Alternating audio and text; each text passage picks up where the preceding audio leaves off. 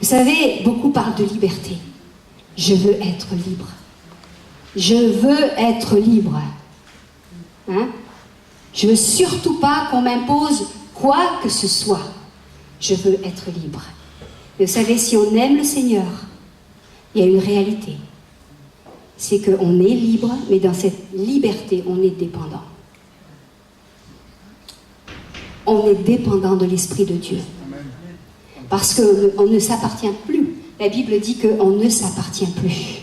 Et vous savez, il y a cette fameuse chanson-là, « Il est libre, Max !» Il y en a qui disent qu'ils l'ont vu voler. Olé! Ah. Mais vous savez, je vais vous dire, lorsqu'on vole dans cette liberté, ne vous inquiétez pas. Il y a la Kalachnikov de l'ennemi qui est là et qui nous attend et qui veut nous descendre comme il faut. Hello? Alors que la liberté en Christ, elle nous amène à devenir dépendants de qui il est, dépendants de ce qu'il dit, dépendants de ce que la parole veut nous dire, et nous sortir de toutes les réflexions humaines. Amen. Amen. Et vous savez, plus on avance dans la vie chrétienne, plus on avance dans ce désir de connaître l'Esprit de Dieu, plus on veut connaître les profondeurs, hein? On veut sonder les profondeurs des Écritures, sonder les profondeurs de là où veut nous amener l'Esprit de Dieu, et plus on réalise qu'on n'est pas libre selon la liberté de ce monde. On n'est pas libre. Hein? Max, il est libre, mais nous, on ne veut pas s'appeler Max. On n'est pas libre. Amen. On n'est pas libre. Et gloire à Dieu. Parce que si on est libre, on est carrément, libéré dans toutes ces aspirations humaines qui ne mènent nulle part. Nulle part. Alors moi, je veux vraiment vous interpeller là-dessus parce que pour moi, la vraie liberté, elle passe par une relation d'amour avec l'Esprit de Dieu. Amen. Elle passe par cette relation d'amour avec Jésus. Elle passe avec cette vie de l'Esprit que je veux développer en moi, au-dedans de moi. Et vous savez ce qui est extraordinaire, lorsqu'on écoute, lorsqu'on lit la vie du peuple hébreu dans le désert, lorsque Moïse l'a conduit, ils avaient tous les jours la manne. Tous les jours, ils avaient la manne. Et tous les jours, ils allaient chercher la manne. Et ils ne pouvaient pas garder la manne d'hier parce que la manne de l'hier elle pourrissait. Elle pourrissait. Elle était rance. Mais c'est exactement pareil pour nous aujourd'hui. Le Saint-Esprit a quelque chose de neuf chaque jour pour nous aujourd'hui. Et si je marche avec ce que l'Esprit de Dieu m'a dit hier, alors ça pourrit. Amen. Parce que ça n'est plus d'actualité. L'actualité de jour, c'est ce que le Saint-Esprit me dit aujourd'hui. Et vous savez ce qui est merveilleux aussi, c'est que je marche sur ma relation avec le Saint-Esprit, mais je ne peux pas marcher sur la relation du Saint-Esprit de mon mari. Tu ne peux pas marcher sur la relation avec le Saint-Esprit qu'a ton mari ou qu'a ta femme. La relation, elle est personnelle. Elle est personnelle. Et c'est là que tu grandis. Et c'est là que l'Esprit de Dieu se meut dedans de toi et qu'il fait bouger les choses. Amen. Amen. Moi, des fois, j'entends parler du bon vieux Saint-Esprit. Ce qu'il a fait par le passé. Mais ce qu'il a fait est fait. Moi, j'ai un regard sur ce qu'il veut faire aujourd'hui et ce qu'il veut faire demain. Parce que c'est ça qui est important. C'est ça qui nous conduit. C'est ça qui va faire qu'on ne meurt pas. Et c'est ça qui fait qu'on n'est pas dans une religion. Amen. Amen. Moi, j'ai pas envie d'une religion. La religion, ça nous fait mourir. La religion, il n'y a pas de vie dans la religion. Christ n'est pas une religion, Christ est la vie. Amen. Alors, on va prendre ce passage de 1 Corinthiens 2, à partir du verset 9 jusqu'au verset 11.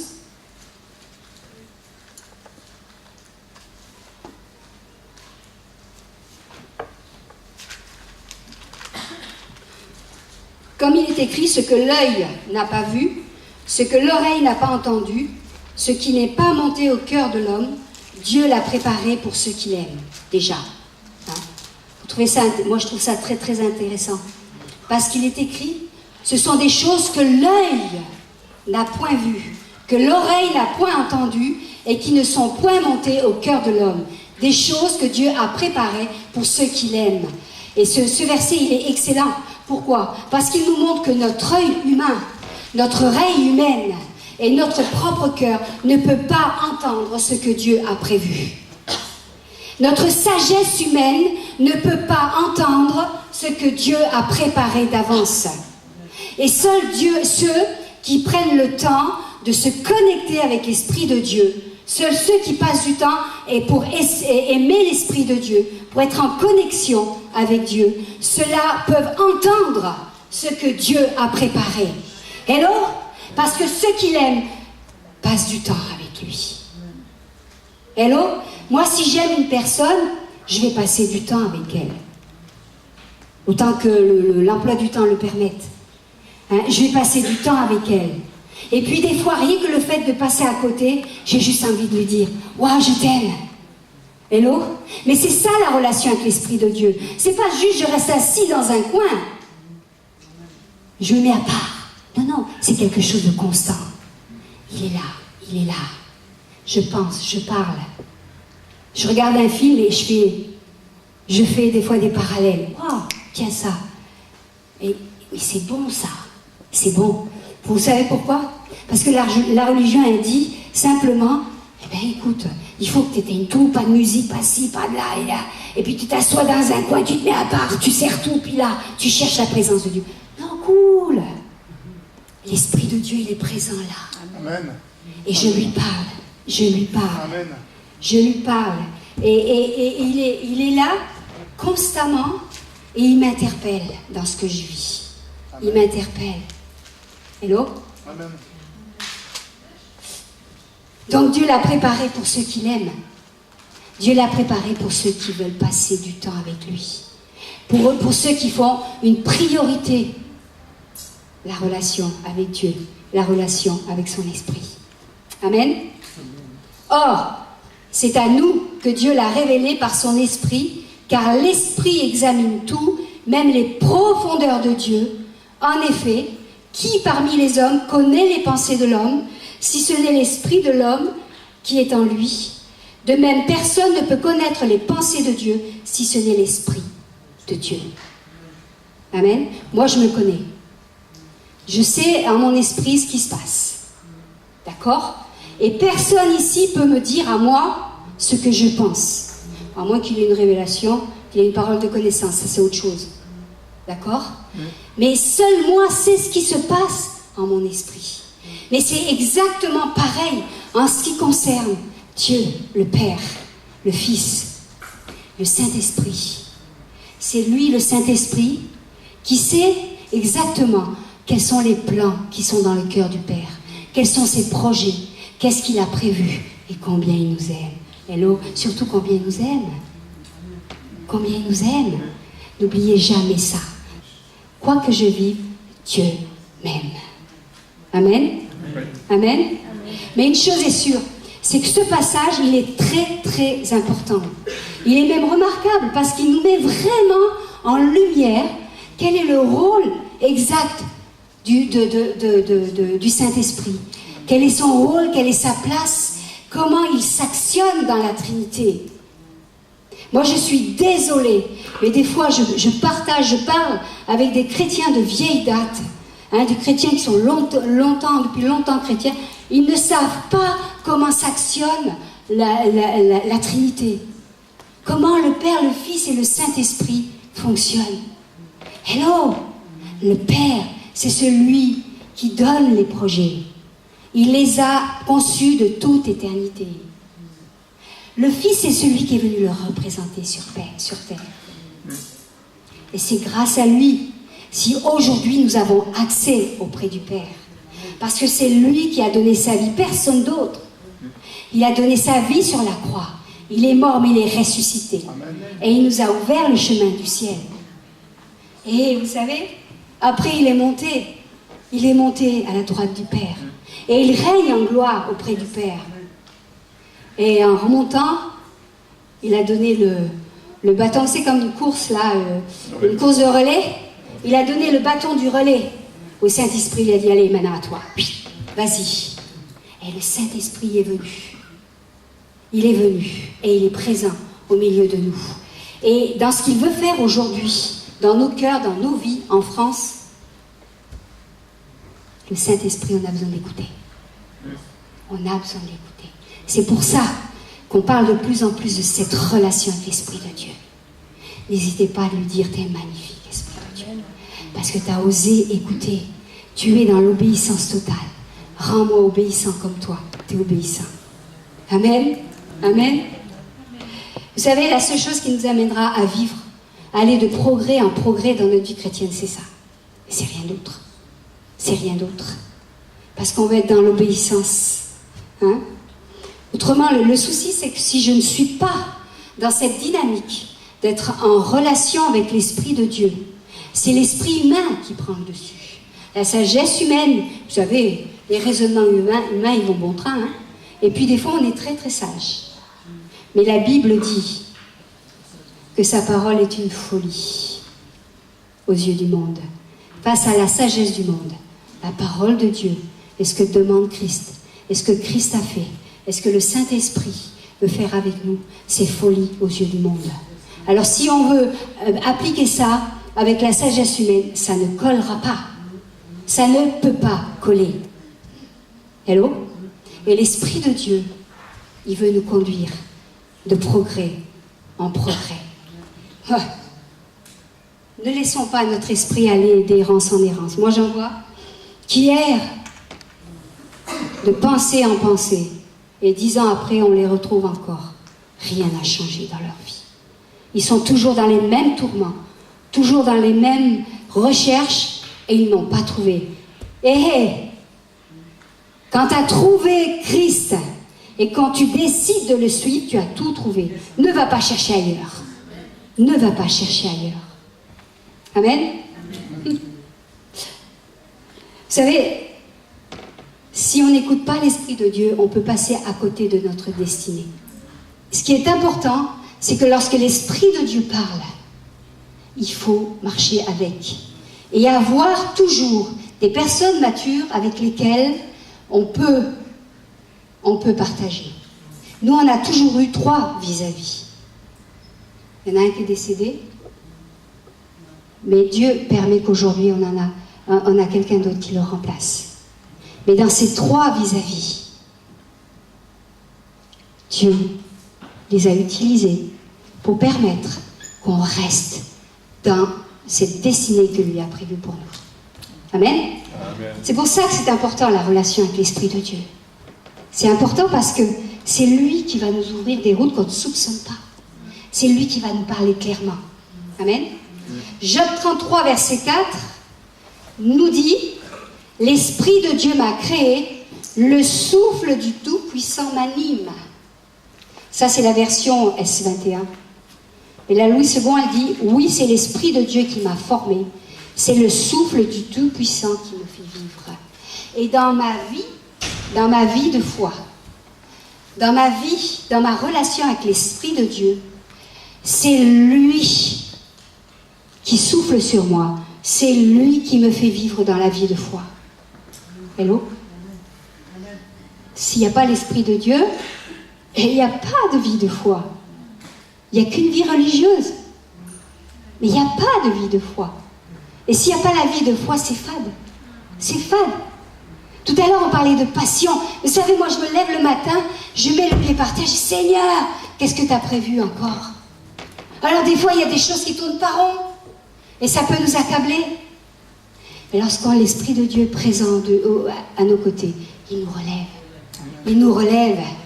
Il nous relève. Amen. Amen. Oh, Jésus. Amen. Maintenant, moi, j'aimerais vraiment nous interpeller. Nous sommes tous des princes et des princesses. Et Dieu nous a relevés dans notre identité. Dieu nous a relevés dans notre dignité. Dieu nous a tout redonné. Amen. Amen. Moi, c'est ça qui me fait vivre. Moi, je ne sais pas vous, mais moi, c'est ça qui me fait vivre et c'est ça qui m'électrise. Parce que le reste, vous savez, dans ce bas monde, on n'a pas grand-chose à retirer. On n'est que de passage. Et on est de passage pour répandre le royaume de Dieu. Amen. Amen. On est de passage pour répandre le royaume de Dieu. Et si nous sommes sauvés, ce n'est pas pour nous-mêmes, c'est pour les autres. Hein. Passons, alors veillons, oui, je disais, veillons à notre état moral. Et passons du temps dans sa présence. Fouillons dans sa parole. Fouillons dans sa parole. Vous savez, c'est comme le texto de mon bien-aimé. Là, ce matin, j'ai eu un texto. C'est l'avantage. Il savait que j'allais peut-être pas avoir trop le temps de causer, donc il m'a envoyé un texto. Et j'ai répondu par texto. Mais la relation avec Dieu, c'est ça, le Wi-Fi constamment branché. Constamment, constamment. Et là, on chérit sa présence et on sent son amour. Et même dans des temps où on prend des gifles quelque part, c'est l'amour de Dieu qui vient et qui nous couvre. Et quand l'amour de Dieu nous couvre, eh bien, en face, il peut donner toutes les gifles qu'il veut. Ça le regarde. Dieu s'en occupe. Dieu s'en occupe. Après, quand je parle de l'état moral aussi, vous savez, des fois, il y a des choses qui sont sur notre cœur. Hein? Et comme je dis, parfois on lit la parole et on n'arrive rien à en retirer. Et on se dit, mais là, je marche sur un terrain sec, qu'est-ce qui se passe? Je lis, mais ça ne me dit rien, ça ne me parle pas. Qu'est-ce qui se passe? Qu'est-ce qui se passe? Je vais vous dire une chose, Dieu n'y est pour rien. Dieu n'y est pour rien.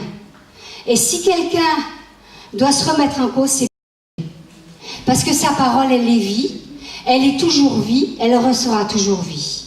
Amen. Par contre, s'il y a une sécheresse quelque part, c'est que moi, quelque part, je dois me remettre en cause. Je dois chercher qu'est-ce qui, dans ma vie, tourne pas rond. Hein? Puis des fois, c'est des petits détails de la vie qui font que là où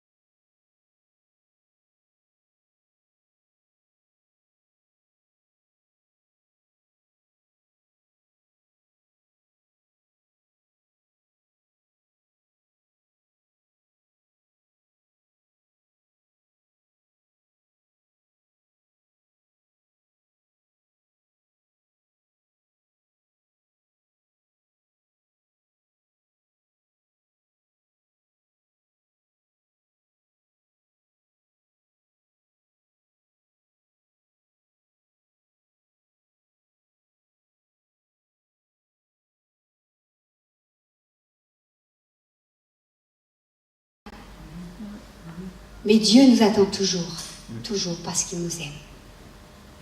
Dis à ton voisin, Dieu t'aime. Alors ne reste jamais découragé.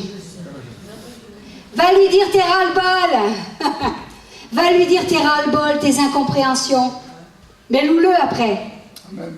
Amen. Amen. Et c'est là qu'il nourrit notre âme. C'est là que la parole de Dieu, elle devient vie à nos yeux. Pour notre âme, pour notre esprit. Et c'est là qu'elle chasse. Et puis qu'elle nous ramène. Ah, Seigneur, qu'est-ce que je vais faire pour toi? Qu'est-ce que je vais faire pour toi? Hein? Ça, c'est positif. Hein? Moi, je dis ça, ce que je vous partage là, c'est très, très important. Ça peut sembler pour certains basique. Mais c'est tellement basique que, finalement, tellement basique que des fois on oublie. Et Dieu veut nous ramener à cette réalité du terrain, dans notre vie chrétienne. Amen. Amen. Vous savez, la parole de Dieu, elle est toujours guérissante. Et lorsque je me plonge dedans, que j'ai fait le vide de tout ce qui peut m'empêcher de plonger dedans, alors je vis des guérisons. Alors je vis des moments où je suis boostée, où je reçois des paroles, où j'entends certains de ces secrets. Hello, vous voulez entendre des secrets? Vous voulez entendre des secrets? Est-ce que vous voulez entendre des secrets? Oh, alors on se lève. On se lève. On veut entrer dans les profondeurs de Dieu. On veut entrer dans les profondeurs de Dieu. On sait que Dieu appelle son peuple à entrer dans les profondeurs de sa présence. Dieu appelle son peuple à être passionné pour tout ce qu'il est en train de prévoir, pour cet avenir qui est devant nous. Notre France a besoin de guérison. Notre France a besoin de nous.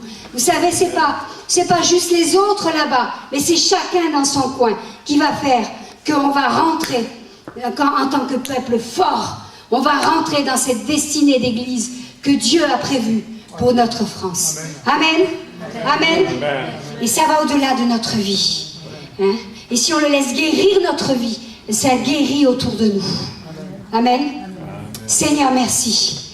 Merci parce que nous ne voulons pas rester insensibles à ton appel. Esprit de Dieu, nous ne voulons pas rester insensibles à ton appel. Nous voulons recevoir ce goût de marcher avec toi. Nous voulons recevoir ce goût de t'entendre. Nous voulons recevoir ce goût de ne pas nous satisfaire et jour après jour. Seigneur, la manne d'hier, l'Esprit de Dieu d'hier, on n'en veut pas. On veut celui d'aujourd'hui. Il était bon, mais aujourd'hui, c'est tellement meilleur. C'est tellement meilleur. Nous voulons l'actualité du jour. Nous voulons le pain d'aujourd'hui. Celui d'hier est rassis. Saint-Esprit, remplis-nous. Remplis-nous. Nous voulons en tant que peuple nous lever dans cette guérison. Nous voulons en tant que peuple nous lever dans cette passion. Nous voulons en tant que peuple ne plus rester en arrière. Seigneur, les faux dieux avancent. Mais nous, on veut prendre le dessus. Parce que toi, tu es vainqueur. Christ est vainqueur. Christ a vaincu à la croix. Et le sang qui a coulé à la croix de Golgotha est toujours efficace aujourd'hui. Et c'est ce sang-là que nous invoquons sur nos vies. Et nous disons à l'ennemi que c'en est assez, que ça suffit. Parce que le Saint-Esprit nous donne de plus en plus de recevoir la réalité de ce que Dieu veut. Et nous voulons entrer dedans. Esprit de Dieu, saisis-toi de nous. Esprit de Dieu, saisis-toi de nous. Esprit de Dieu, saisis-toi de nous. Rends-nous sensibles. Rends-nous sensibles. Rends-nous sensibles. Nous voulons faire taire toutes les fausses voix. Nous voulons faire taire tous les faux dieux. Et il y en a. Dieu seul sait s'il y en a dans nos vies des faux dieux. Et nous voulons les déposer devant toi. Nous voulons simplement réaliser que rien ne doit nous empêcher d'entrer dans notre destinée, celle que toi, tu as prévue. Par cette relation avec l'Esprit de Dieu. Saint-Esprit, parle-nous. Parle à nos cœurs. Et rends-nous libres. Libres selon le concept de Dieu. Libre mes dépendants de toi, Esprit de Dieu. Libre mes dépendants de toi. Nous ne voulons pas être comme ce Max qui vole là-haut, parce que nous savons que nous devenons à ce moment-là la cible de l'ennemi. Notre foi est remise en jeu. Mais lorsque nous sommes dans cette liberté de rester en relation avec toi, alors là, nous sommes réellement libres. Et nous sommes affranchis de tout ce qui veut nous empêcher de vivre notre destinée. Au nom de Jésus. Amen. Amen. Le Seigneur est puissant. Le Seigneur est puissant et il veut déverser sa gloire. Il veut déverser sa gloire. Quand on parle de le laisser déverser sa gloire au milieu de nous, c'est ni plus ni moins de le laisser déverser sa présence. Sa gloire, c'est sa présence.